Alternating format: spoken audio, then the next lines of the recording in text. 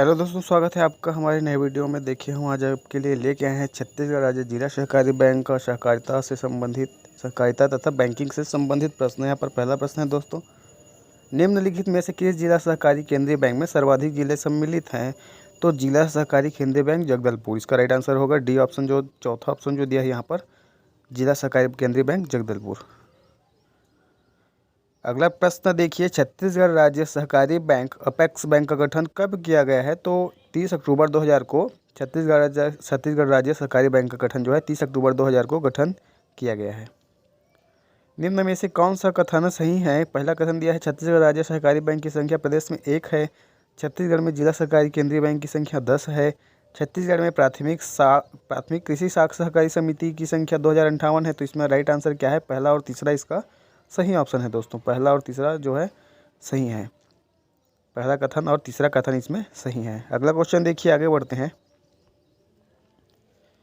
छत्तीसगढ़ में त्रिस्तरीय अल्पकालीन साख संरचना के शीर्ष पर कौन सी संस्था है? तो छत्तीसगढ़ में त्रिस्तरीय अल्पकालीन साख संरचना के शीर्ष पर अपेक्स बैंक है। पहला ऑप्शन यहाँ पर सही होगा, अपेक्स बैंक। छत्तीसगढ़ सहकारी सोसाइटी अधिनियम 1960 के किस धारा के अंतर्गत सोसाइटी का रजिस्ट्रीकरण रद्द किया जाता है? तो छत्तीसगढ़ सहकारी सोसाइटी अधिनियम 1960 के धारा 18 के तहत धारा 18 के अंतर्गत सोसाइटी का रजिस्ट्रीकरण जो है रद्द किया जाता है। छत्तीसगढ़ सहकारी सोसाइटी अधिनियम 1960 के किस धारा के अंतर्गत सोसाइटी का रजिस्ट्रेशन किया जाता है? तो धारा 9 के तहत सोसाइटी का जो है रजिस्ट्रेशन किया जाता है। अगला देखिए, छत्तीसगढ़ सहकारी सोसाइटी अधिनियम 1960 के अंतर्गत किसी सोसाइटी का रजिस्ट्रीकरण समाप्त किए जाने की शक्ति किसे प्राप्त है? तो छत्तीसगढ़ सहकारी सोसाइटी अधिनियम 1960 के अंतर्गत किसी सोसाइटी का रजिस्ट्रीकरण समाप्त किए जाने की शक्ति जो है रजिस्ट्रार के पास होती है। छत्तीसगढ़ सहकारी समिति अधिनियम 1960 के धारा 13 के तहत नाम तब्दीली के संबंध में कौन सा कथन सत्य है? तो देखिए दूसरा कथन यहाँ पर दिया है, कोई सोसाइटी अपनी उपविधियों में संशोधन करके नाम तब्दील कर सकेगी। तो यह जो कथन है सत्य है दोस्तों। यहाँ पर दूसरा ऑप्शन सही होगा, कोई सोसाइटी अपनी उपविधियों में संशोधन करके नाम तब्दील कर सकेगी। आगे देखिए अगला क्वेश्चन, रजिस्ट्रार पूर्वोक्त काल अवधि के भीतर सोसाइटी रजिस्ट्रीकरण के आवेदन का निपटारा करने में असफल रहता है और वह स्वयं वहां के रजिस्ट्रीकरण अधिकारी है, तो वह किसे निर्देशित करेगा? तो राइट आंसर क्या होगा? राज्य सरकार को जो है निर्देशित करेगा। यहाँ पर दूसरा ऑप्शन सही होगा, राज्य सरकार को निर्देशित करेगा। अगला क्वेश्चन देखिए, छत्तीसगढ़ सहकारी सोसाइटी अधिनियम 1960 के तहत लोकहित में सहकारी बैंक का पुनर्गठन के मामले में किसकी पूर्व मंजूरी आवश्यक है? तो रिजर्व बैंक की पूर्व मंजूरी जो है आवश्यक है दोस्तों। यहाँ पर चौथा ऑप्शन सही होगा। अगला क्वेश्चन देखिए, छत्तीसगढ़ सहकारी सोसाइटी अधिनियम 1960 के किस धारा में सोसाइटी के पुनर्गठन का उल्लेख किया गया है? तो धारा 16 यहाँ पर सही ऑप्शन होगा। क्या होगा? धारा 16 के अंतर्गत जो है पुनर्गठन का उल्लेख किया गया है। सोसाइटी के पुनर्गठन का उल्लेख धारा 16 में। देखिए अगला क्वेश्चन, छत्तीसगढ़ सहकारी सोसाइटी अधिनियम 1960 के तहत किसी सोसाइटी के रजिस्ट्रीकरण के कितने दिनों के अंदर प्रमाण पत्र जारी करना होगा? तो 60 दिन के अंदर जो है प्रमाण पत्र जारी करना होगा दोस्तों। छत्तीसगढ़ सहकारी सोसाइटी अधिनियम 1960 के तहत किसी सोसाइटी के उपविधियों में संशोधन के लिए रजिस्ट्रार द्वारा मना करने पर रजिस्ट्रार द्वारा इसकी सूचना आवेदन प्राप्त होने के कितने दिवस के भीतर देना होगा? तो 45 दिन के भीतर जो है इसकी सूचना देनी होगी। दूसरा ऑप्शन यहाँ पर सही होगा, 45 दिन। छत्तीसगढ़ सहकारी सोसाइटी अधिनियम 1960 के तहत किसी सोसाइटी के उपविधियों में संशोधन के लिए कितने सदस्यों का समर्थन आवश्यक है? तो छत्तीसगढ़ सहकारी सोसाइटी अधिनियम 1960 के तहत किस सोसाइटी के उपविधियों में संशोधन के लिए 1/2 सदस्यों का समर्थन जो है आवश्यक है दोस्तों, 1/2। अगला क्वेश्चन देखिए, छत्तीसगढ़ सहकारी सोसाइटी अधिनियम 1960 के तहत किसी सोसाइटी को अपना रजिस्ट्रेशन करवाने के लिए विहित प्रारूप में आवेदन के साथ सोसाइटी की प्रस्थापित उपविधियों की कितनी प्रतिलिपि जमा करना अनिवार्य है? तो तीसरा ऑप्शन यहाँ पर सही होगा, 4 प्रतिलिपि जो है जमा करना अनिवार्य है। अगला है छत्तीसगढ़ सहकारी सोसाइटी अधिनियम 1960 की किस धारा में सोसाइटी के उपविधियों के संशोधन का उल्लेख किया गया है? तो धारा 11 में जो है उपविधियों के संशोधन का उल्लेख किया गया है। छत्तीसगढ़ सहकारी सोसाइटी अधिनियम 1960 में कुल धाराओं की संख्या कितनी है? तो छत्तीसगढ़ सहकारी सोसाइटी अधिनियम 1960 में कुल धाराओं की संख्या है 96 धाराएं हैं। छत्तीसगढ़ सहकारी सोसाइटी अधिनियम 1960 में कुल अध्यायों की संख्या कितनी है? तो कुल अध्यायों की संख्या है छत्तीसगढ़ सोसाइटी अधिनियम 1960 में कुल 11 अध्यायों की संख्या है तथा 96 धाराएं हैं। 11 अध्याय तथा 96 धाराएं हैं दोस्तों। छत्तीसगढ़ सहकारी सोसाइटी अधिनियम 1960 के तहत सहकारी समिति के सदस्यों के निष्कासन हेतु संकल्प पारित होना चाहिए तो 3/4 बहुमत से जो है, तीसरा ऑप्शन यहाँ पर सही होगा, 3/4 बहुमत से संकल्प पारित होना चाहिए सहकारी समिति के सदस्यों के निष्कासन हेतु। छत्तीसगढ़ सहकारी सोसाइटी अधिनियम 1960 की किस धारा में विशेष साधारण सम्मेलन का उल्लेख है? तो छत्तीसगढ़ सहकारी सोसाइटी अधिनियम 1960 की धारा 50 में विशेष साधारण सम्मेलन का उल्लेख है। छत्तीसगढ़ सहकारी सोसाइटी अधिनियम 1960 की किस धारा में वार्षिक साधारण सम्मेलन का उल्लेख है? तो वार्षिक साधारण सम्मेलन का उल्लेख है धारा 49 में। यहाँ पर तीसरा ऑप्शन सही होगा, धारा 49 में वार्षिक साधारण सम्मेलन का उल्लेख है। छत्तीसगढ़ सहकारी सोसाइटी अधिनियम 1960 की किस धारा में सहकारी समिति के सदस्यों की निर्हरताओं का उल्लेख किया गया है? तो धारा 19 का क में सहकारी समिति के सदस्यों की निर्हरताओं का उल्लेख किया गया है।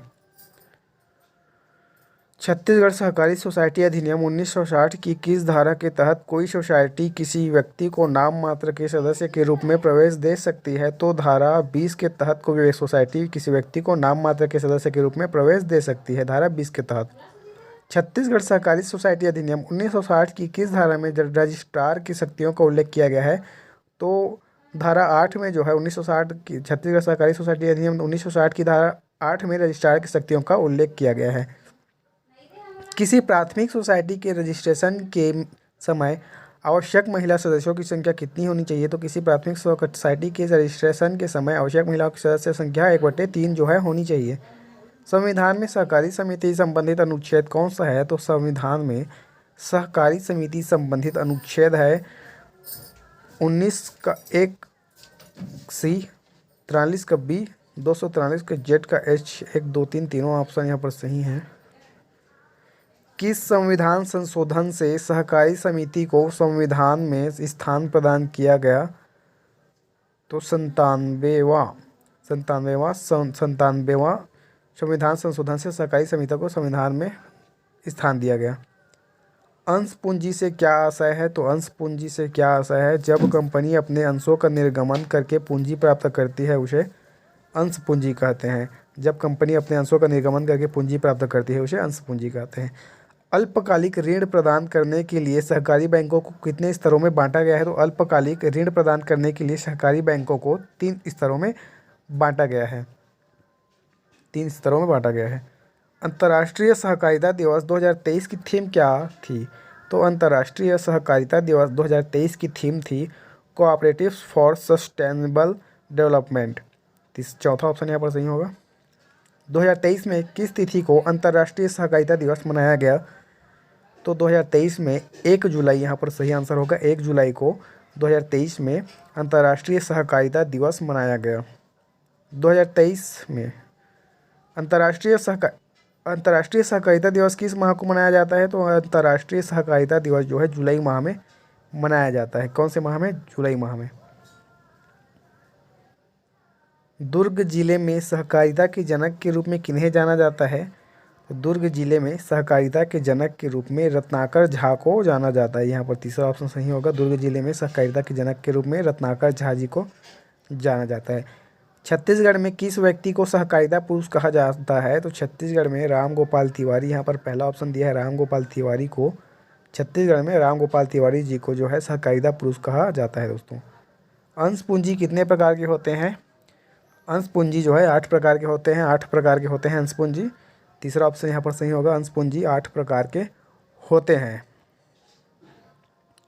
अगला क्वेश्चन देखिए, निक्षेप बीमा अधिनियम कब लागू हुआ? तो निक्षेप बीमा अधिनियम जो है 1 जनवरी 1962 को लागू हुआ। निक्षेप बीमा अधिनियम 1 जनवरी 1962 को लागू हुआ। छत्तीसगढ़ राज्य सहकारी बैंक का मुख्यालय कहाँ स्थित है? तो छत्तीसगढ़ राज्य सहकारी बैंक का मुख्यालय रायपुर में स्थित है। यहाँ पर तीसरा ऑप्शन सही होगा। छत्तीसगढ़ राज्य सहकारी बैंक का मुख्यालय रायपुर में स्थित है। वर्तमान में सहकारिता किस सूची का विषय है? तो वर्तमान में सहकारिता जो है राज्य सूची का विषय है। वर्तमान में सहकारिता राज्य सूची का विषय है। तीसरा ऑप्शन यहाँ पर सही है। भारत में सहकारिता आंदोलन की शुरुआत कब हुई? तो भारत में सहकारिता आंदोलन की शुरुआत 1904 में हुई। 1904 में भारत में सहकारिता आंदोलन की शुरुआत हुई। भारत के प्रथम सहकारिता मंत्री कौन हैं? तो भारत के प्रथम सहकारिता मंत्री हैं अमित शाह। दूसरा ऑप्शन यहाँ पर सही होगा। दूसरा ऑप्शन अमित शाह भारत के प्रथम सहकारिता मंत्री हैं। छत्तीसगढ़ राज्य सहकारी अधिकरण के वर्तमान अध्यक्ष कौन हैं? तो छत्तीसगढ़ राज्य सहकारी अधिकरण के वर्तमान अध्यक्ष हैं जगदम्बा राय। यहाँ पर तीसरा ऑप्शन सही होगा। छत्तीसगढ़ राज्य सहकारी अधिकरण के वर्तमान अध्यक्ष हैं जगदम्बा राय। छत्तीसगढ़ राज्य सहकारी अधिकरण के प्रथम अध्यक्ष कौन थे? तो छत्तीसगढ़ राज्य सहकारी अधिकरण के प्रथम अध्यक्ष थे रघुवीर सिंह। पहला ऑप्शन यहाँ पर सही होगा। रघुवीर सिंह छत्तीसगढ़ राज्य सहकारी अधिकरण के प्रथम अध्यक्ष थे। छत्तीसगढ़ राज्य सहकारी अधिकरण की स्थापना छत्तीसगढ़ सहकारी सोसाइटी अधिनियम 1960 की किस धारा के तहत की गई? तो छत्तीसगढ़ राज्य सहकारी अधिकरण की स्थापना छत्तीसगढ़ सहकारी सोसाइटी अधिनियम 1960 की धारा 77 की उपधारा 3 के तहत की गई। धारा 77 की उपधारा 3 के तहत। आरबीआई ने नाबार्ड में अपनी भागीदारी किस वर्ष सरकार को बेच दी? तो आरबीआई ने नाबार्ड में अपनी भागीदारी जो है सरकार को 2019 में बेची। तीसरा ऑप्शन दिया है 2019। तीसरा ऑप्शन यहाँ पर सही होगा।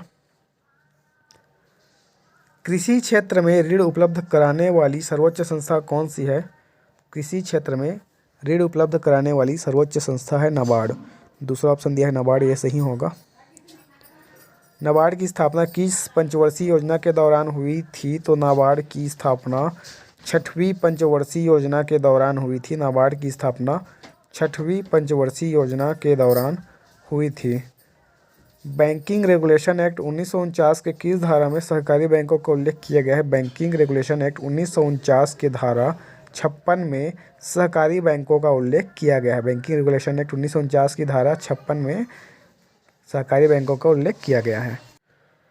बैंकिंग रेगुलेशन एक्ट 1949 के किस धारा में समपरीक्षा का उल्लेख किया गया है? तो बैंकिंग रेगुलेशन एक्ट 1949 के धारा 30 में जो है समपरीक्षा का उल्लेख किया गया है। राज्य में जिला सहकारी केंद्रीय बैंक का मुख्यालय कहाँ स्थित है? तो राज्य में जिला सहकारी केंद्रीय बैंक का मुख्यालय रायपुर, दुर्ग, अंबिकापुर, बिलासपुर, राजनांदगांव, जगदलपुर उपरोक्त सभी जगह स्थित है। बैंकिंग रेगुलेशन एक्ट 1949 के किस अध्याय में सहकारी बैंकों का उल्लेख किया गया है? तो बैंकिंग रेगुलेशन एक्ट 1949 के अध्याय 5 में सहकारी बैंकों का उल्लेख किया गया है। तो आज के लिए इतना है दोस्तों। चैनल को लाइक करें, सब्सक्राइब करें और बेल आइकन को दबा दें ताकि आपको नए वीडियो का अपडेट जल्द से जल्द और पहले से पहले आपको मिलता रहे। तब तक के लिए धन्यवाद। जय हिंद, जय भारत।